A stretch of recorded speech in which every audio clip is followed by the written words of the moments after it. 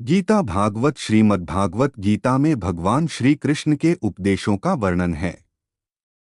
भगवान श्री कृष्ण ने अर्जुन के माध्यम से संसार को गीता का उपदेश दिया था। कृष्ण ने अर्जुन को गीता का पाठ तब पढ़ाया था जब उनके कदम महाभारत युद्ध की युद्ध भूमि में डगमगाने लगे थे। श्री कृष्ण के उपदेशों को सुनकर अर्जुन अपने लक्ष्य को पूरा करने की ओर अग्रसर हुए। कहा जाता है कि गीता में जीवन की हर एक परेशानी का हल मिल जाता है।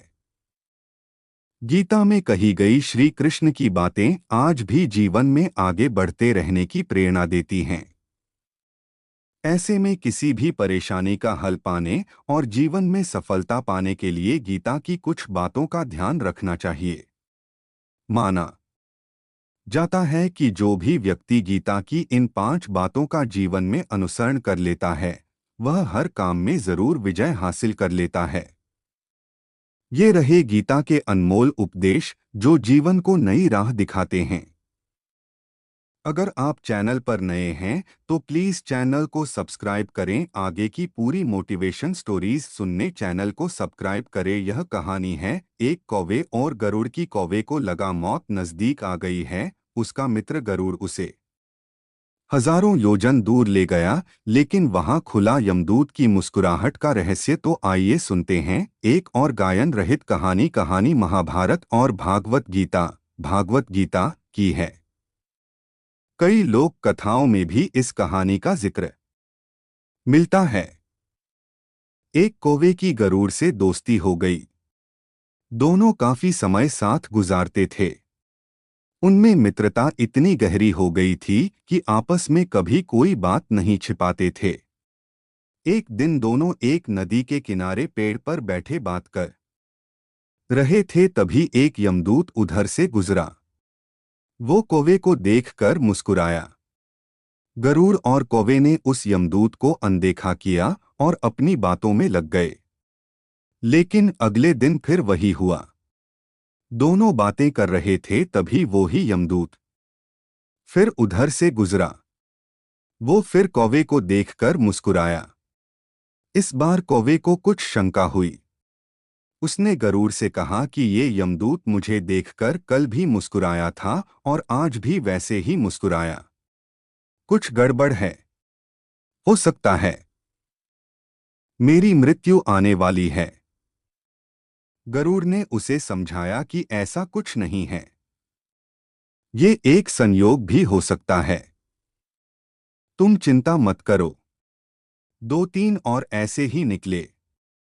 रोज यमदूत कौवे को देखकर मुस्कुराता। अब तो कौवे को यकीन हो गया कि निश्चित ही मेरी मौत नजदीक है।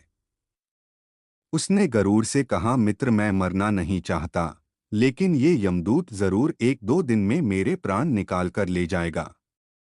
ये रोज ही मुझे देखकर मुस्कुराता है। गरुड़ को भी लगा कि हो सकता है कौवे का शक सही हो।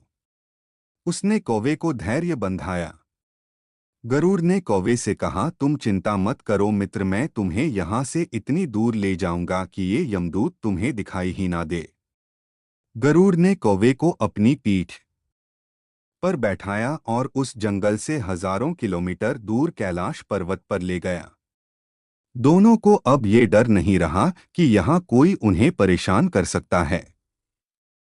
लेकिन वे जैसे ही कैलाश पर्वत पर पहुंचकर एक गुफा तक पहुंचे, वहां वो यमदूत पहले से ही मौजूद था। उसने कौवे को देखते ही उस पर पाश फेंककर उसके प्राण निकाल लिए।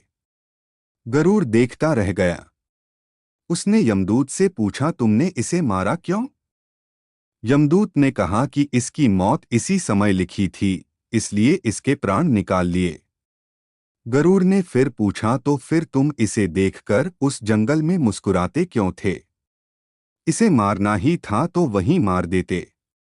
यमदूत ने जवाब दिया, इसकी मौत कैलाश पर्वत पर ही लिखी थी, लेकिन 4-5 दिन पहले इसे उस जंगल में देखकर मुझे ये आश्चर्य हो रहा था कि ये इतने कम समय में वहां पहुंचेगा कैसे, क्योंकि इसके पंख भी छोटे हैं और ये लंबी उड़ान भी नहीं भर सकता तो हजारों योजन दूर कैलाश तक ये पहुंचेगा कैसा।